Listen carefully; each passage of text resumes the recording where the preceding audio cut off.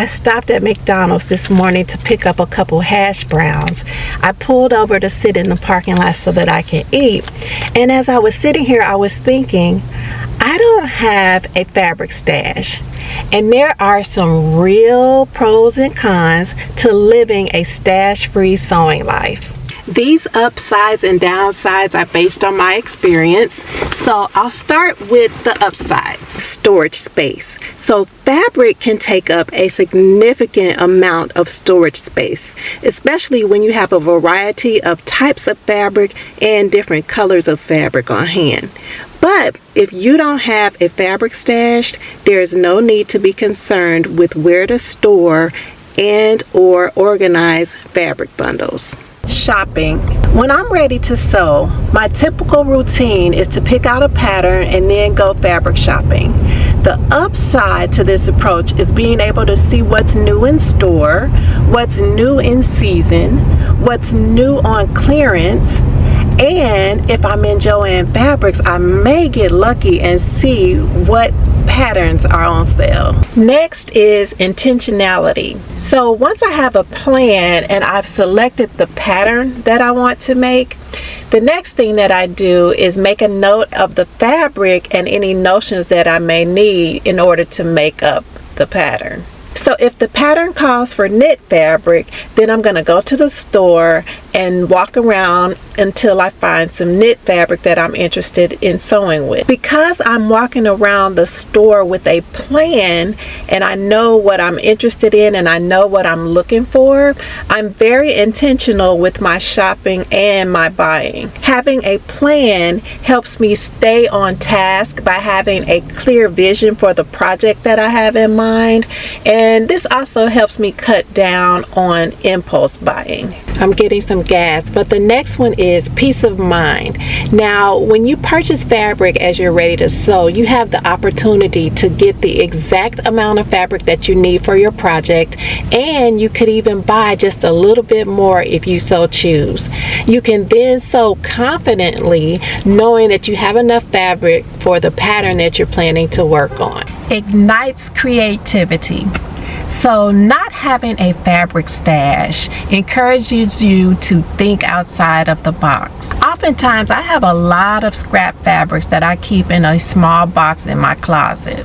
If I decide on a whim that I want to sew something, I'll pull out that little box of scrap fabrics and I'll play around with it and see what I have inside. I will sit and mix and match different fabrics together just to kind of play with them and see what they look like. And this is how a lot of my scraps turn into wearable garments. Sometimes I'm in my sewing room going through these fabric scraps and I can be in there for a while trying to figure out what I can come up with to sew up next. No buyer's remorse. Have you ever bought a fabric that you just loved at the time that you saw it in the store?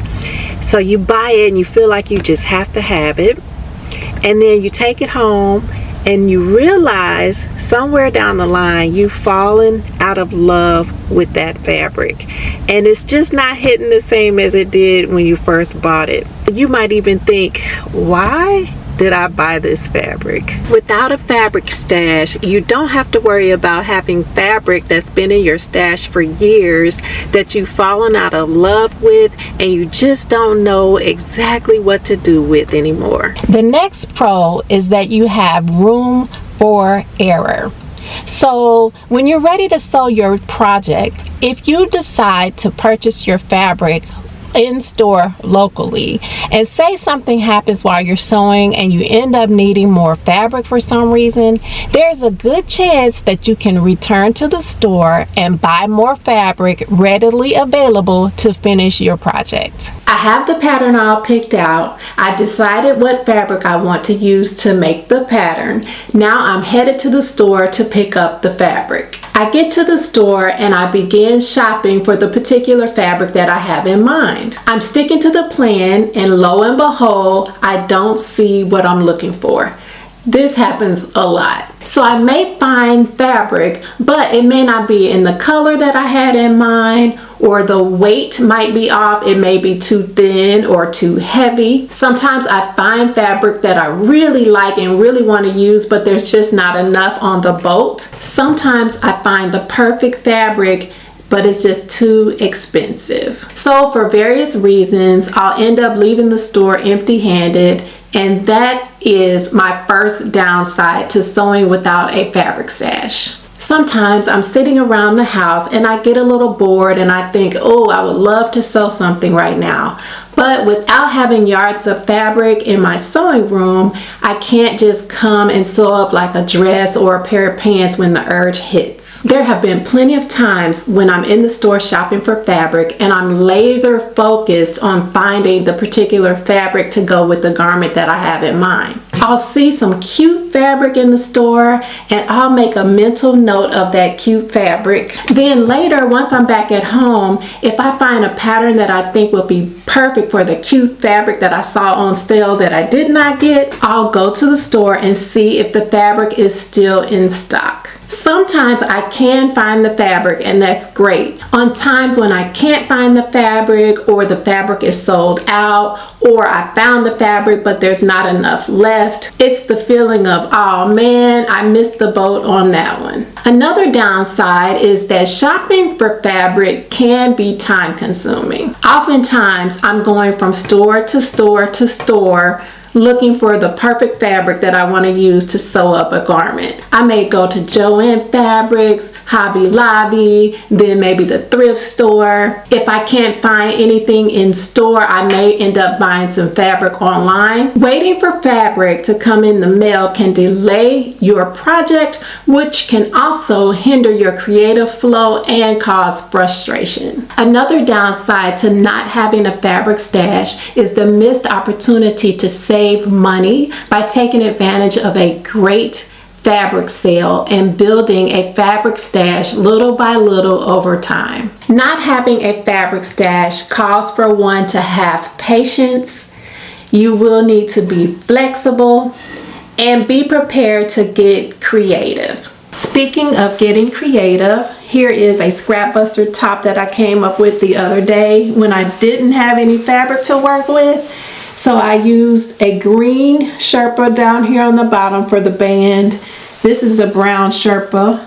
And then this is a cream Sherpa, of course. And then I had some camo.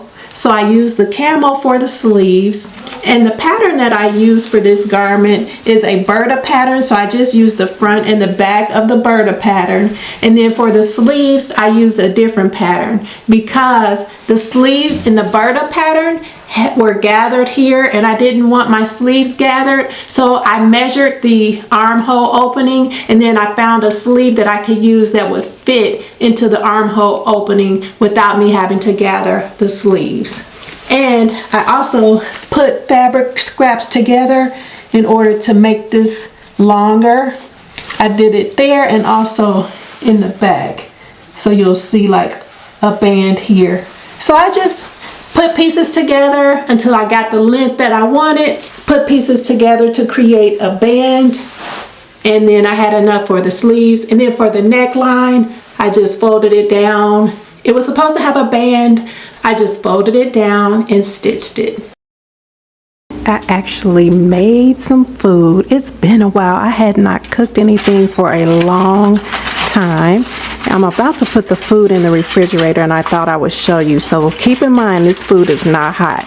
So I made some macaroni and cheese and then I made some meatballs with brown gravy. That's it. I only made 2 things. Some green beans would have been good with this, but yeah, this was it.